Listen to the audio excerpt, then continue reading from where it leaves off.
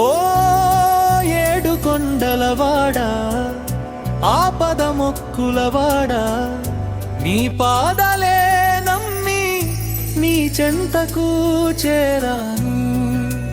కంద్రిలోకమంతా చీకటయ్యి దారి తెలియక అలమటిస్తున్న వేళ, ఆ దివ్యమంగళ లోపాన్ని తలచుకుంటూ బతుకుతున్నాను. ఎన్నో జన్మల పుణ్యమో నిన్ను కొలిచే భాగ్యం కలిగింది.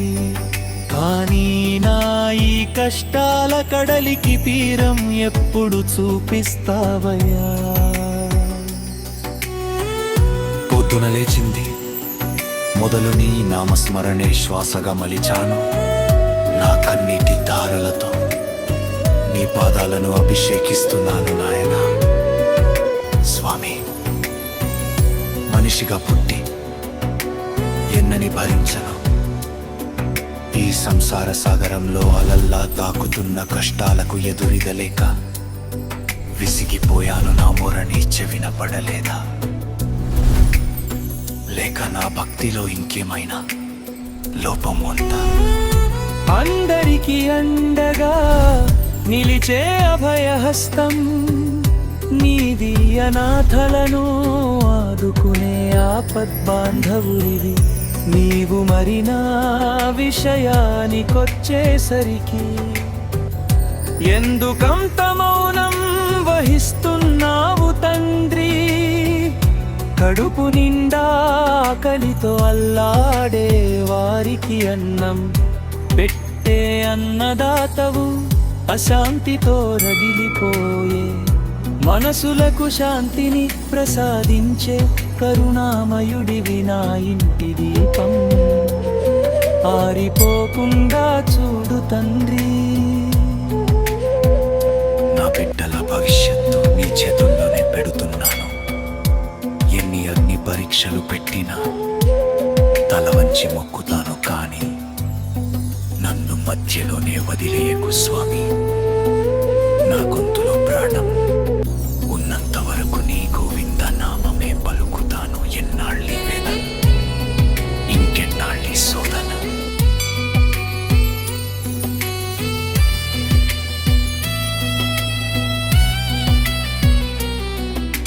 శంఖు చక్రాలు ధరించి లోకాన్ని రక్షించే దైవానివి. నీ కంటి చూపు ఒక్కటి నాపై పడితే చాలు, నా దారిద్రమంతా పటాపంచలైపోతుంది.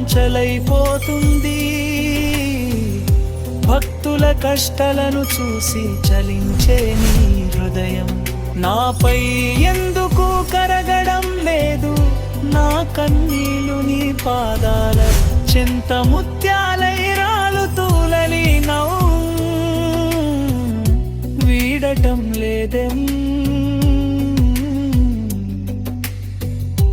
అప్పుల బాధలు, అనారోగ్య కష్టాలు, కన్నవారి కన్నీళ్ళు, వీటన్నిటిని మోయడం నా వల్ల కావడం లేదు తండ్రి. నా భారమంతా నీదేనని నీ గుడి మెట్లపై పడి ఉన్నాను. తిరుమలగిరులెక్కి నీ దర్శనం కోసం వేచి చూసే కళ్ళకు కాస్త ఉపశమనం ప్రసాదించు.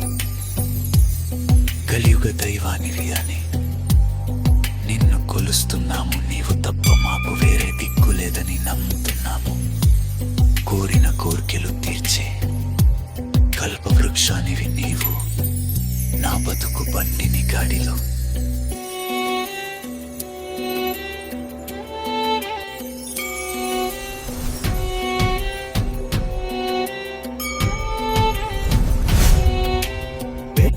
సారథివి నీవే కావాలి. చీకటి నిండిన నా జీవితంలో ఒక్క కిరణంలా మెరిసి మమ్మల్ని కాపాడు స్వామి.